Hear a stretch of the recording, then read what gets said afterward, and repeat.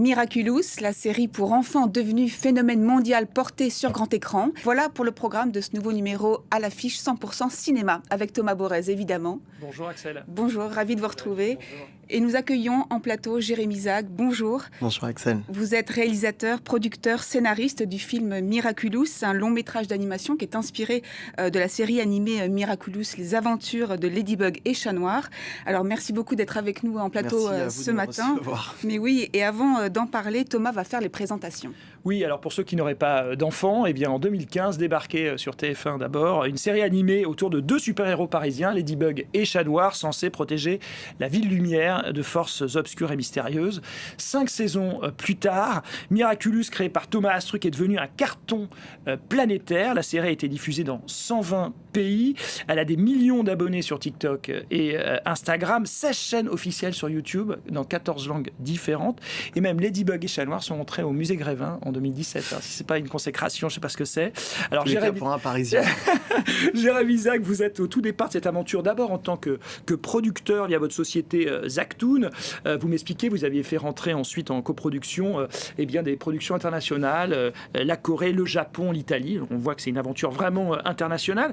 Pour le passage au cinéma, vous voilà également réalisateur, scénariste, elle l'a dit Axel. Vous avez aussi écrit les chansons. J'étais d'ailleurs à l'avant-première au Grand Rex avec ma fille il y a quelques semaines. Vous avez été accueilli comme une véritable rockstar. Et d'ailleurs, vous avez d'emblée évoqué vos 3 sources d'inspiration, Disney, Marvel et les mangas. Tout est dit. Rien que ça. Tout est dit. Alors pourquoi ? J'ai grandi dans les années 80 en France. Et donc, on a eu cette chance de baigner dans le manga, papier ou même télé. On avait ça sur Club Dorothée, etc. Mais également, tous les Noëls, on allait voir un Disney. Et un peu plus tard, on a commencé à plonger dans les super-héros comic books. Et c'est vrai qu'il n'existait pas un mélange des genres, parce que les comic books super-héros, c'est toujours très masculin, très musclé. Et si on fait un girl power, c'est-à-dire une fille super-héroïne à la japonaise, bah, c'est un petit peu trop sexy. Et l'idée, c'était de me dire, si je fais une super-héroïne avec des pouvoirs aspirationnels et une force qui vient du cœur, mais avec un look qui soit beaucoup plus iconique, en plus de ça, à Paris, bah, ça serait génial. Donc on a poussé l'aventure et on a invité à bord les Japonais à nous aider à faire la coproduction, donc la Toho Animation, et Disney qui a fait cette recette un peu miracle, j'ai envie de dire. Revenons au tout départ de la série d'animation qui a inspiré le film. Quelle est la genèse ? Comment est-ce que tout ça est né finalement ? Pour faire très court, j'avais mon studio d'animation et Nathaniel Brown, mon directeur artistique, me présentait ces différents styles de colorimétrie.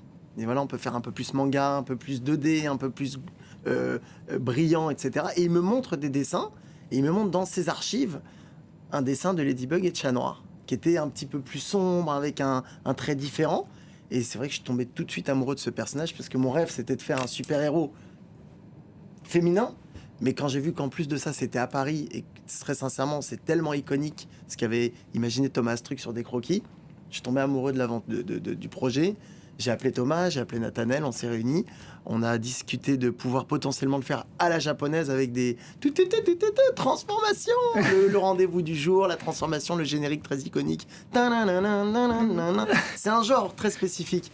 Et ça a fait rire tout le monde, mais dans le bon sens, tout le monde a plongé dans l'aventure. J'ai été voir mon ami coproducteur, qui est devenu coproducteur à Sumash, qui à l'époque produisait Iron Man.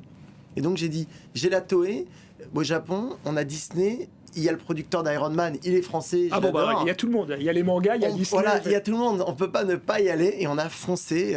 Alors, on voit dans la bande-annonce, et moi quand j'ai vu le film, ça se situe dans un Paris vraiment carte postale. Il y a les quais de Seine, il y a la baguette de pain, il y a les beaux monuments. Il n'y avait pas un peu peur quand même de n'offrir qu'un cliché pour touristes de Paris ? Alors, pour un Parisien, peut-être, je l'admets, mais en même temps, c'est quand je vois que les gens adorent regarder Paris dans un Ratatouille, même dans un Émilie à Paris, etc. Pour un Parisien, je vivais à Los Angeles. Pour moi, c'était impératif qu'il existe un film d'animation de super-héros à Paris et qu'il fallait mettre ce qu'il y avait de plus beau, le Paris de l'amour, le Paris mystérieux, le Paris de l'action, et surtout de placer des caméras un peu hollywoodiennes sur des scènes d'action qu'on n'a jamais vues dans Paris comme ça. Ben, c'était un rêve d'enfant que je voulais offrir au monde. Alors, on a parlé de Thomas Astruc qui était au tout départ. Ensuite, là, sur ce long métrage, vous êtes, on l'a dit, on le répète, réalisateur, scénariste, vous avez écrit des chansons. Pourquoi une telle mainmise globale sur ce projet-là? Parce que c'est un ovni, le film, quand même, malgré tout. C'est un super-héros, c'est Spider-Man, en référence, bien entendu, c'est du Spider-Man qui rencontre la Reine des Neiges. Ça n'existe pas en genre, et c'est vrai que je n'arrivais pas à l'expliquer autrement qu'en composant une mélodie. Ah, je comprends mieux. Et donc écrire les chansons, avec bien sûr des spécialistes et des grands professionnels à mes côtés. Mais il fallait que je fasse à chaque fois le premier pas. Il fallait se lancer dans cette aventure. Donc j'ai fait le premier pas à chaque étape. Et je me suis retrouvé à devoir aller jusqu'au bout. D'accord, très bien. Eh bien, écoutez, merci. Oui, et la grande différence entre faire de la série et faire un long métrage, en 2 mots, c'est quoi la vraie différence? C'est le temps. C'est le temps à l'écran et le temps au travail. On a vraiment beaucoup plus de temps pour faire un long métrage. Et il faut faire très attention à travailler sur les 4 quadrants. Enfants, parents, grands-parents, petits-enfants. Ah ben oui, alors qu'une série télé, on connaît déjà notre cible. Après, si on va plus loin, tant mieux. Mais on a quand même une cible bien spécifique et on a plus de temps pour raconter pendant longtemps. On voit que tout ça est quand même extrêmement bien pensé. C'est 15 ans.